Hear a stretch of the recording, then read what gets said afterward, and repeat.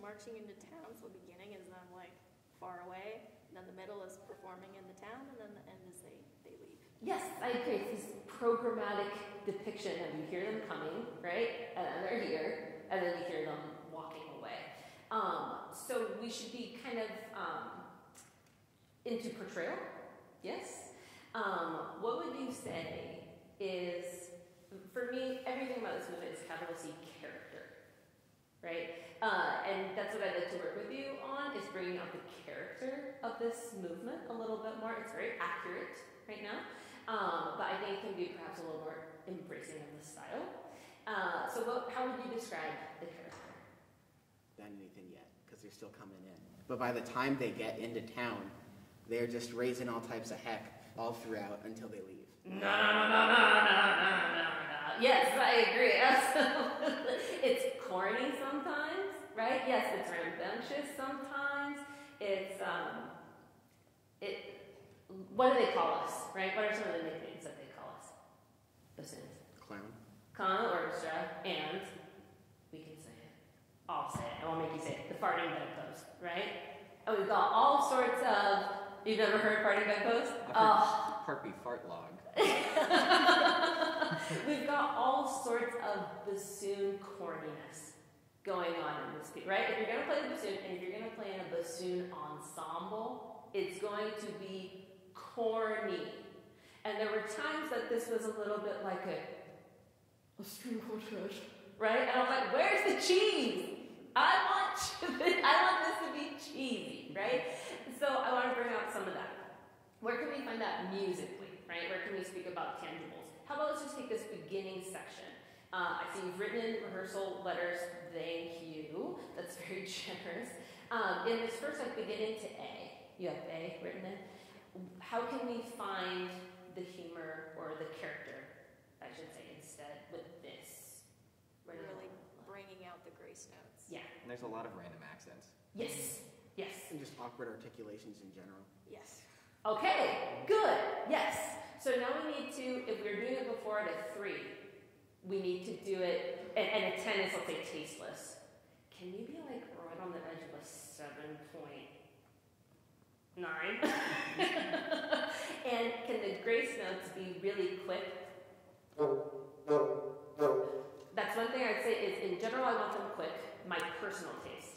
But if you're not having my personal taste, you all must 3 have the same taste. And sometimes one player would be yeah, and one would be blip, and whoever plays first wins, right? So let's just have them nice and crisp. Can we start from the beginning? Super short staccato, crisp grace notes, bring out the accents, cheesy.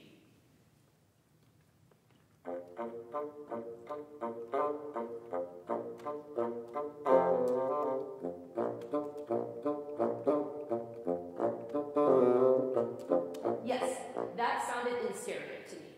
That sounded like you're standing here, and now you're standing over there. That was very effective to me. Okay, fantastic. Let's try it again, and I'll let you go on without freaking out. By measure 8. I'll freak out in measure 9 at the earliest.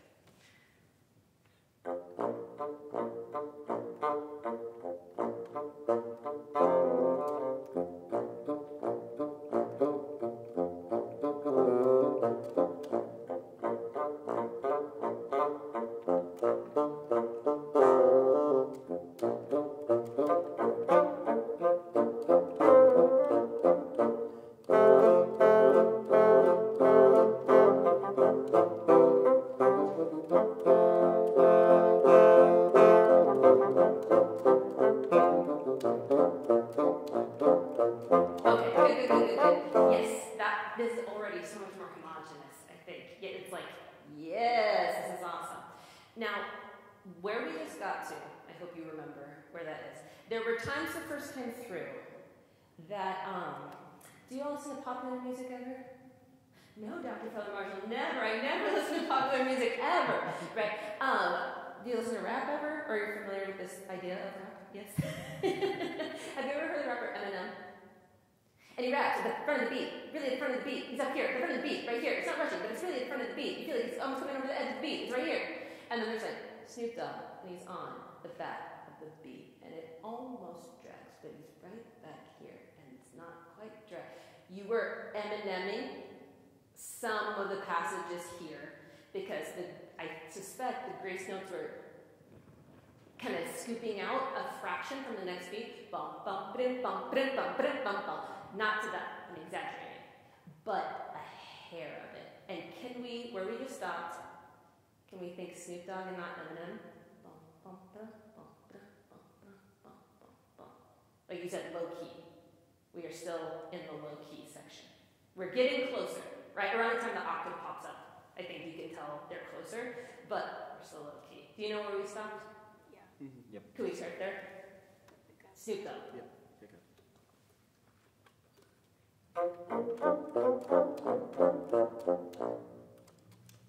Are we starting on the first beat of the measure where we stopped? No, we're gonna Pick up before. Pick up to that. Okay, got pick it. up to We're gonna try that again. Great.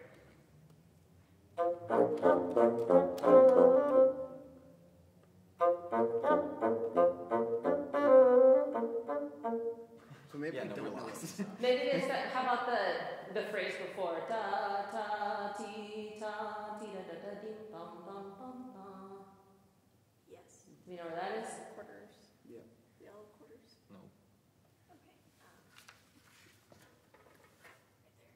Do you have this beginning? That's over here. Yes.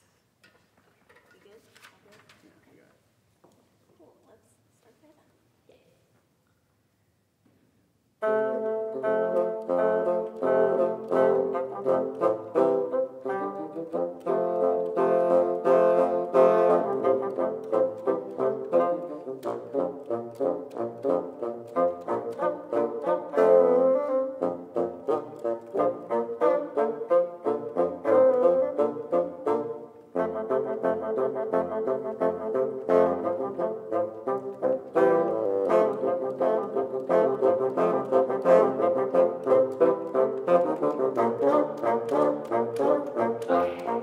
So do you have fortissimo presente there? Yes. Yes. Can any of you, contest time, find me a dynamic louder than two Fs? Does anyone have one? And do we ever have two Fs again? No. So this is it, right? This is as rowdy as it gets, at least dynamically. Pesante meaning heavy, yes. And every single, at least on the first part, every single note is accented. Bum, brum, bum, brum. Can this be rowdy, rambunctious, as we said earlier? Not to bad taste, but we're approaching bad taste. I will pull you back if it gets bad taste, but let's really embrace what's going on there. Can we try there? Still match, still keep the homogeneity, just exaggerate. All right. Let's get wild. Let's do this. Laps. Oh, good. So how do we cue each other in? Are we I don't know, man. ESP? Yeah. Prayer? Yeah. Let's not use prayer.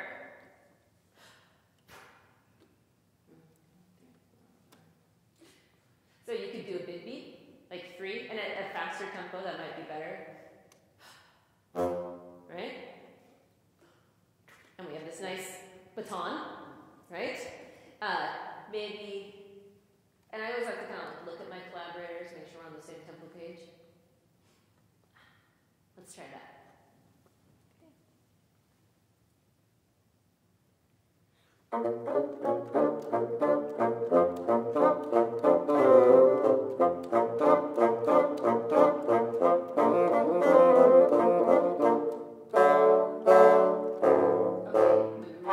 Really picky. Please let me be really picky. At A, I heard fortissimo. I heard A as louder than I heard the pesante beforehand. Like really, it can't be too tight or else I hold a vibration, right? So if you feel like you're blowing your head off and you're not getting back your money's worth, maybe loosen up a little bit. I just can't see. But can we try again, even grosser? And it may be that you're also focused on the cue. Here, how about I count you off and you don't have to worry about the cue at all. Okay. All right, here we go. Two measures for nothing. 1, 2, here we go.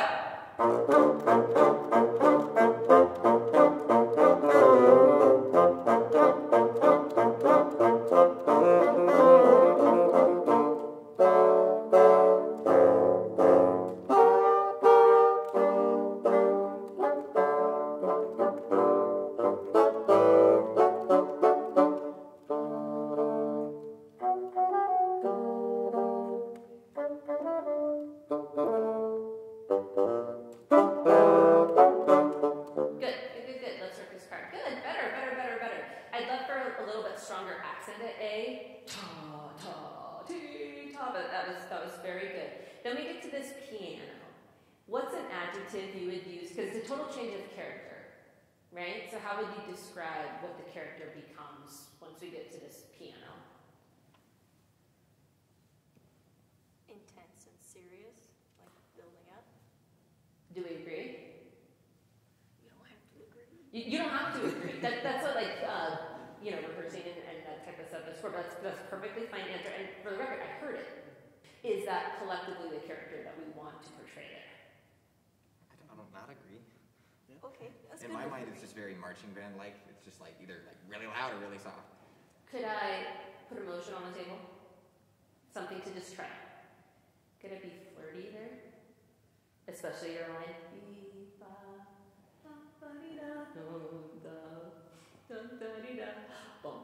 Ooh, girl.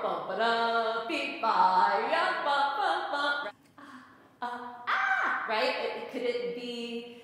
I think that's one of the moments where it felt a little string quartet, and I wanted it to sound a little more bassoony. And I wonder if we think flirty, musical flirty, right? And there's a way to flirt musically, yes?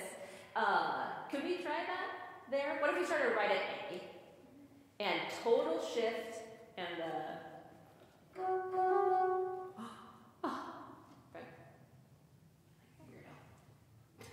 I don't want to flirt in real life music, but let's do it.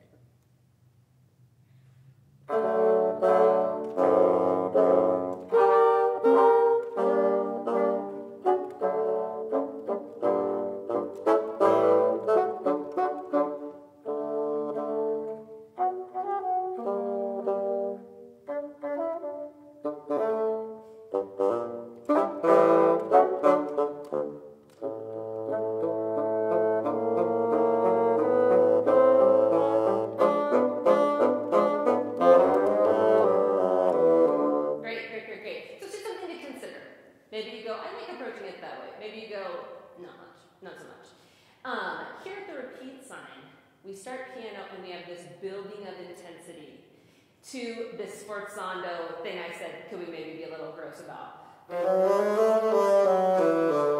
If I say, can you come from under the note, does that make sense? At that sforzando, can you all come from under the note, especially in the lower octave?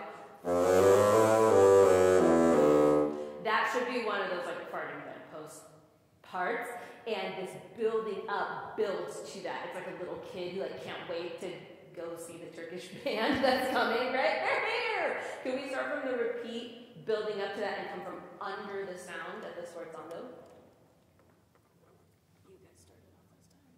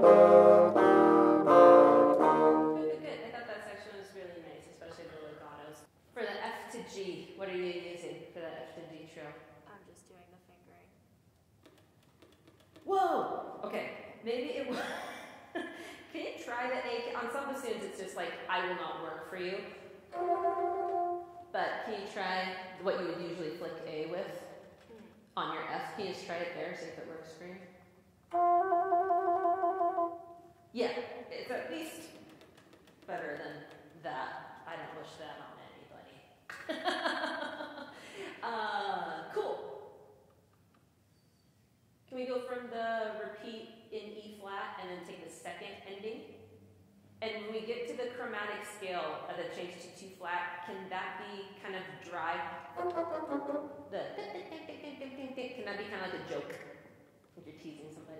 Yeah.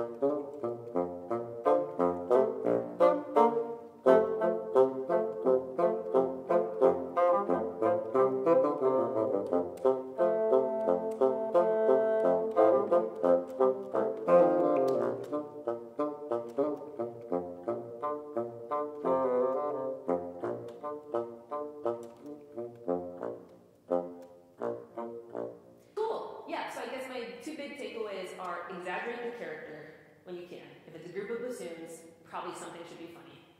And watch the front of the measure in favor of the back of the measure, just as a group tendency, which I didn't hear again as we continued playing through, so that's a really good adjustment. Should we do some of the polka?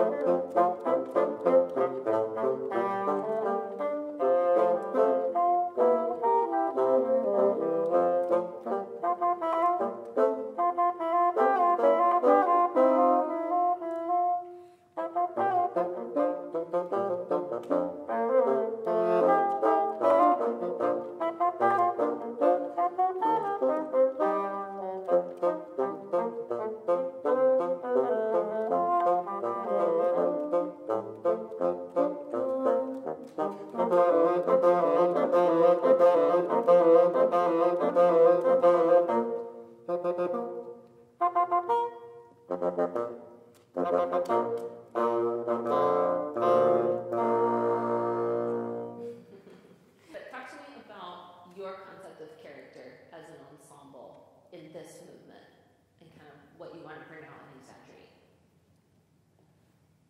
He's like just a little bit drunk to the point where you can still dance right, but you're dancing without inhibitions. I love that. I love that. And you're nodding in agreement.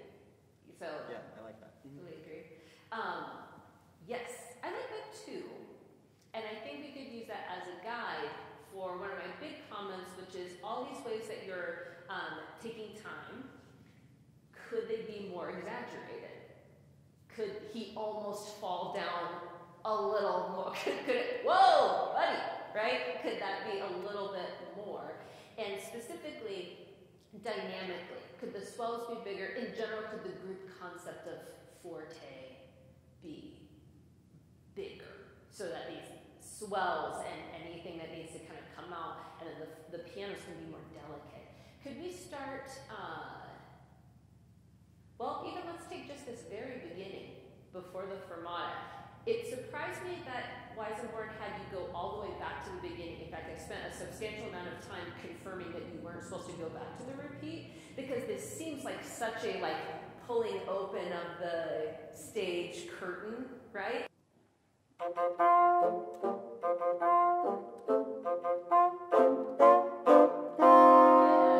Yes. Could we get louder though? Or it felt like it did get loud and then it immediately apologized. You know, when you get kind of rowdy, oh, sorry. Ba! Can we do it again? No apologies.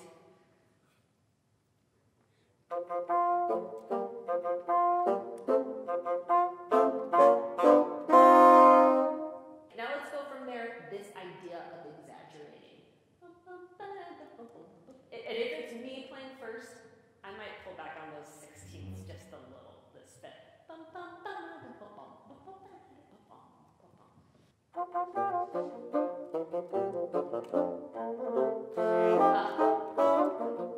Could you match her more? She's going, and I hear you going, could it be like a piano and just the hand goes down the octave? Same thing.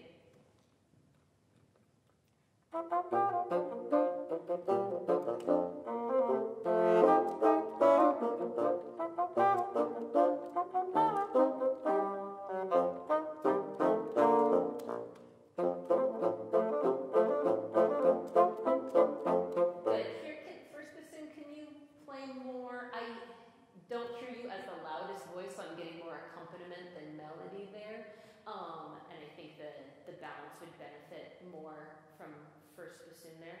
Yeah, that was good. I think the dynamic swells could be even more exaggerated for my taste. If you're picking up, I like exaggerated taste.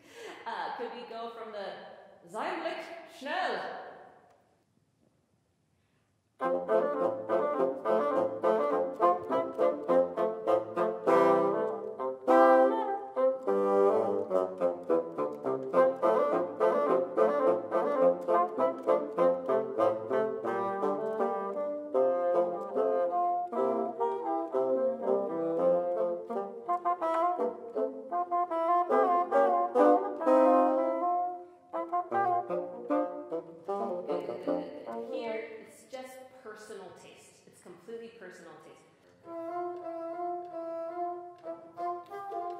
I would really milk that. I'm a diva though, so anytime I get a chance, I like to make a mountain out of a molehill. Is that what it is? And I think it kind of drives me crazy that there's a day crescendo there, not going to be a crescendo. But you're following the rules very, very well. He didn't do it by accident. Here's my rationale. It's not to be a diva, but that he didn't do it by accident, right? It's very purposeful to write that. And again, like we were talking about in Eloise's playing, he writes the same thing 4 times, right? And whenever a composer repeats him or herself, it's usually saying it's more intense, right?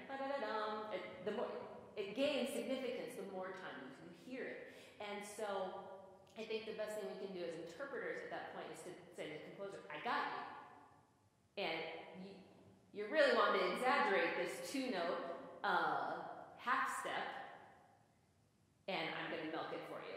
So could we start from the tempo 1 and then I'll play?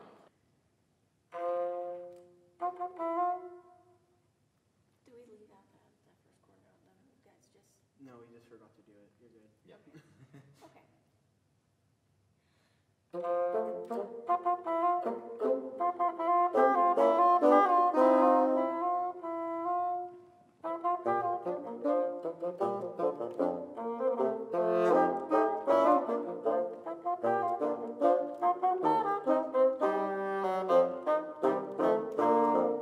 Yeah. That's the idea. Definitely. Even right there. My objective would be, could I get my audience to laugh by the end of this? Or maybe I wouldn't do it that long, that one, but maybe when you're coming back to go to the coda, I'd pull something like that, you know? That type of stuff is always fun. Okay, let's dig into the trio a little bit. 2 minutes. And 2 minutes worth of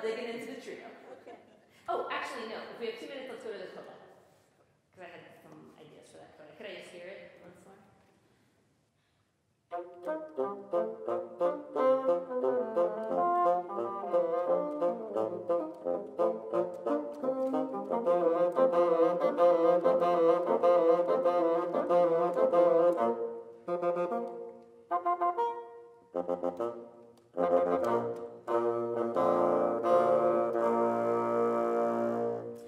pitches on this beep-a-da-da, do you two have? I'm looking at the first part. So what are your pitches?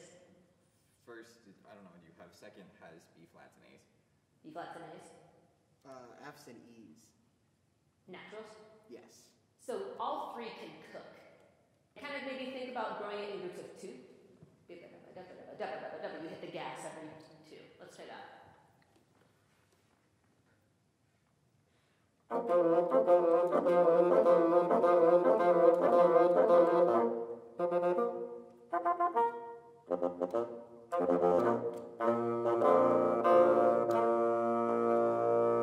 Yes. Yeah.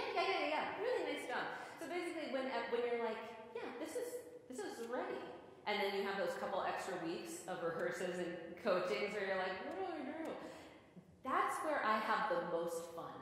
Is finding those little nuggets of like, okay, like we were talking about with Eloise, what's the grit? How fast is that stringendo? What's poor taste? What's not convincing enough? Where in between those two poles do we as an ensemble feel we're going to place that? Same thing with accents, same thing with grace notes, all those stuff. And that's where, when it's like, okay, we've learned it, that's like my funnest part, like digging in. And especially on a piece like this, which has so much like comic relief. But you guys sound awesome. There's so many good things happening. Thanks for playing for me today. Really nice job.